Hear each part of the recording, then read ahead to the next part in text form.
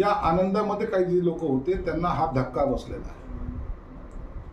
आणि म्हणून एकीकडे लाखो मराठा बांधव या आरक्षणासाठी गाड्यांनी असेल पायी असेल ते मुंबईकडे कूच करत होते।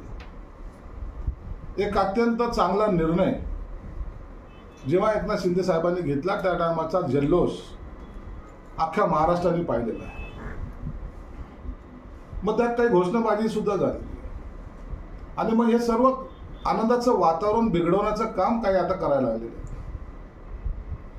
आणि ज्यांना आरक्षण देऊच नाही असं वाटत होतं त्यांनी आतापर्यंत तोंडही उघडलेलं नाही। बाकीच्या वेळेला जे काही वायफट बडबड करणारे लोक होते त्या आरक्षणावर एक चकार शब्दही आता बोलत नाही। मुळामध्ये त्यांना माहिती आहे की जर आता आपण जर या आरक्षणाच्या विरोधात जर काही एखादा शब्द बोललो तर ते आपल्याला महागात पडेल।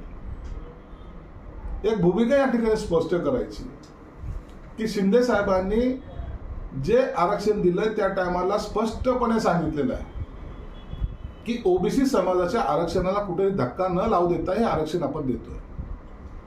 तरी काही लोक याचं भांडवल करायच्या मनस्थितीत आहे। मग ओबीसी समाजाचं आरक्षण कमी होतंय की काय, मग ओबीसी समाजाला आरक्षणाचा आता त्यांचा हक्कावर गदा येते की काय, असे काही लोक विचारवंत जे स्वतःला म्हणवतात ते लोक याला विरोध करायच्या प्रयत्नात आहेत।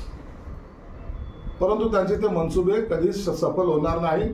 भूमिका सरकारची स्पष्ट आहे, ओबीसी आरक्षणाला कुठे धक्का लावू द्यायचा नाही आणि मराठा समाजाला ज्या नोंदी सापडलेल्या आहेत त्यानुसार सर्वांना हे कुणबी सर्टिफिकेट वितरित करायचे आणि त्यांना हे आरक्षणाचा।